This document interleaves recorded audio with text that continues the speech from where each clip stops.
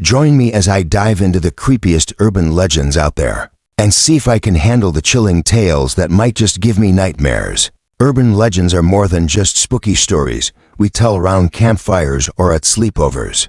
They're a reflection of our deepest fears, a way of making sense of the world around us, and a testament to our collective psyche. They're the cautionary tales that warn us of the dangers that lurk in the shadows, the monsters that hide under our beds, and the supernatural entities that lurk in the darkness. But what makes urban legends so fascinating is that they often tap into our societal fears, reflecting the anxieties and paranoia of the time. They can take on a life of their own, spreading like wildfire and becoming a part of our cultural narrative.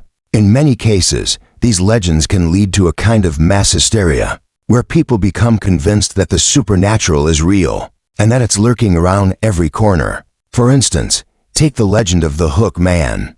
This is a classic tale that's been around for decades, telling the story of a young couple parked in a lover's lane who are terrorized by a killer with a hook for a hand. The legend has it that if you're parked in a secluded spot and hear scratching on the roof of your car, you're in grave danger. This legend has been around since the 1950s and has been perpetuated by generations of teenagers looking for a good scare. But what's interesting about this legend is how it reflects our societal fears of the time. In the 1950s, there was a growing anxiety about the rise of juvenile delinquency and the dangers of reckless youth. The Hook Man legend tapped into this fear, warning young people of the dangers of parking in secluded areas and engaging in illicit activities. Today, the legend has evolved to include themes of date rape and the dangers of being alone in isolated areas. Let's talk about another famous urban legend, the Slender Man. This is a more modern legend that originated on the internet in the early 2000s. The Slender Man is a tall, imposing figure with no face and a suit that's impossibly thin. According to the legend, the Slender Man is a supernatural entity that stalks and terrorizes children, often in isolated areas like forests or abandoned buildings. The Slender Man legend has become a cultural phenomenon, inspiring countless fan art, cosplay, and even a feature film. But what's interesting about this legend is how it reflects our fears of the unknown and the supernatural. In the early 2000s, there was a growing anxiety about the rise of online predators and the dangers of the internet. The Slender Man legend tapped into this fear, warning people of the dangers of venturing into the unknown and the supernatural forces that lurk in the shadows. One of the most famous urban legends of all time is the story of Bloody Mary. This is a classic tale that's been around for generations, telling the story of a young girl who died in a bathroom and now haunts the mirror. According to the legend, if you say Bloody Mary's name 3 times in front of a mirror, she'll appear and torment you.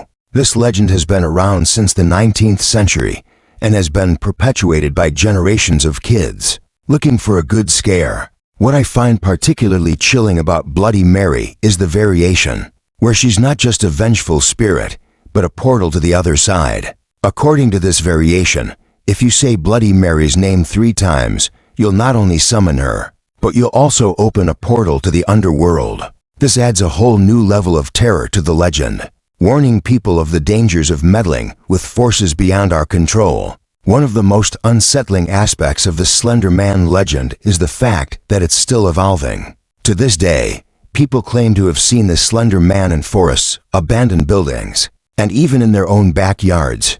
This has led to a kind of mass hysteria, where people are convinced that the Slender Man is real and that he's lurking in the shadows, waiting to strike. But what's even more chilling is the fact that the Slender Man legend has inspired real-life violence. In 2014, 12-year-old girls in Wisconsin stabbed their classmate 19 times in an attempt to appease the Slender Man. This is a stark reminder of the power of urban legends to shape our perceptions and inspire our actions. Let's recap the main urban legends we've discussed today. We've talked about the Hook Man, the Slender Man, and Bloody Mary, each with their own unique twist and terror. These legends are more than just spooky stories. They're a reflection of our deepest fears and anxieties. Thanks for joining me on this journey into the creepiest urban legends out there. If you've got a favorite urban legend you'd like to share, please leave it in the comments below.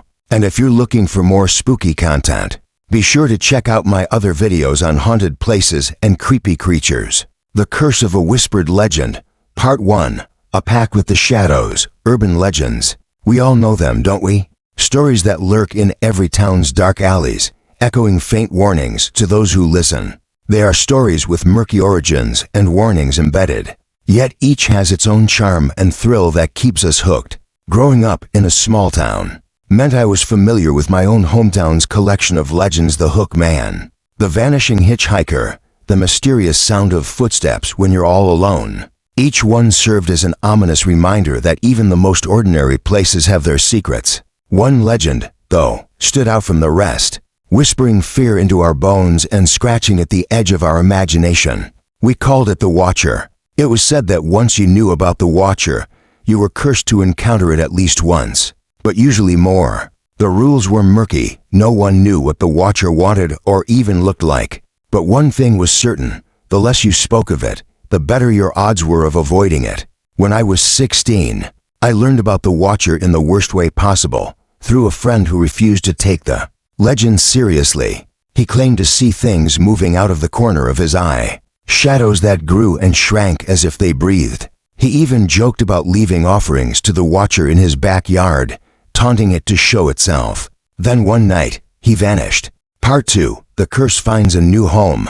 A year after my friend disappeared, I started to notice small, unsettling things around my house. Shadows would stretch strangely in my peripheral vision, seeming to inch closer when I wasn't looking directly at them. At first, I brushed it off. It had to be my mind playing tricks, just my paranoia after hearing about the Watcher. One night, though, my mom knocked on my door, her face unusually pale. She asked if I'd been walking around the house late at night. When I told her no, she went quiet, her hand trembling as she clutched the edge of the door. I could tell she didn't want to say more, so I didn't press her. It didn't take long for other strange occurrences to start piling up. The sound of soft tapping on the windows around 3 a.m. every single night. The whispering just faint enough to make you wonder if it was even there. Sometimes, the TV would flicker to life, showing nothing but static. Once, I found strange symbols scratched into the wood outside my bedroom window. Jagged marks that looked more like claw marks than carvings. As the nights dragged on, I couldn't shake the feeling of being watched. Every time I felt it, my heart would seize, and I'd whip around to find nothing there. Just the cool, still air of my room. Part 3, An Invitation to Darkness. After weeks of enduring the nightly tapping, the whispers, and the flickering lights, I knew I couldn't ignore it anymore. Whatever the Watcher was, it had taken an interest in me. Desperate for answers, I reached out to the only person who might know more: the town's reclusive librarian, Miss Carver. Rumor had it that she'd lived in town for over 80 years, though she didn't look a day over 60. When I arrived at the library, she was waiting for me as if she'd expected my visit.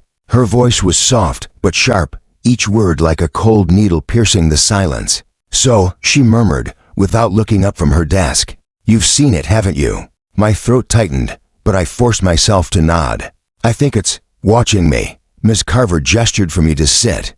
Her eyes had a distant, haunted look, as if she were seeing something far beyond the walls of that dim library. "It always starts the same," she whispered, barely louder than the scratching of her pen. "The tapping at night, the shadows that seem to creep closer. It's the Watcher's way of making you aware of its presence, its invitation, if you will." My skin prickled. "Invitation for what?" "To join its collection," she said, her eyes darkening. "The Watcher doesn't want to hurt you. It wants you to willingly let it in. That's how it takes you. Your friend. He was the last one to let it in." Her words chilled me to the bone. I could still see his face, that last night he'd spent joking about the Watcher, daring it to appear. Part 4, The Forgotten Journal. As I left the library, Ms. Carver's warning echoed in my mind. It wants you to willingly let it in. I tried to shake off the fear gnawing at my thoughts, but each step home seemed heavier, as though something was pulling me back. That night, the tapping on the windows grew louder. It was no longer a light, almost playful sound. It was insistent, each knock carrying a message I was too afraid to understand. in a haze of exhaustion and dread. I remembered something my friend had left me months before he vanished, a journal. At the time, I hadn't paid much attention to it, but now as I unearthed it from a pile of old books, I felt my stomach drop. The cover was scratched and worn, and in his familiar messy handwriting, he had scrawled across the first page, asterisk in case it comes for you too. Asterisk. The first few pages were ramblings, eerie accounts of his encounters with shadows and tapping windows just like mine. But as I read further, the entries became more frantic, filled with symbols I didn't recognize and desperate pleas for someone to believe him. Then I turned to the last entry, dated the night before he disappeared. Asterisk, I think it's getting in. The tapping isn't on the windows anymore. It's inside the walls now, as if it's searching for a way out. It wants me to call it in. I'm not sure how much longer I can resist. Asterisk. The words were smeared, as though he'd written them with a shaking hand. Or maybe he was in a rush. And at the bottom, almost scratched into the paper, was a single word, listen. Part 5. The sound of surrender. That night, the tapping didn't stop at 3:05 a.m. like it usually did. It continued, growing louder, and now it seemed to be coming from everywhere at once: windows, walls, even the ceiling. The whispers began to thread through the sound, strange and disjointed, weaving in and out of my thoughts. I pressed my hands over my ears, but it was no use. The sounds didn't need my ears to reach me. They were already burrowing straight into my mind. And then, as if responding to some internal signal, it all went silent. I didn't dare breathe. The silence was suffocating, a vacuum that seemed to press in on me from all sides. And then, cutting through the stillness, came a faint, almost delicate sound. Just outside my bedroom door, a single, drawn-out scrape. I knew I shouldn't, but something compelled me to get closer. I crept to the door and put my ear against it. The faintest whisper sounded from the other side. Just loud enough for me to hear, but too muffled to make out the words. Then, I heard it again. One word, clear as a bell, but filled with a chilling familiarity. Listen. I stumbled back, heart racing, my friend's last journal entry echoing in my head. That was when I realized the watcher didn't just want to be let in. It was trying to lure me into reaching out, into acknowledging its invitation, just like my friend had. And once I did, I knew it would be inside.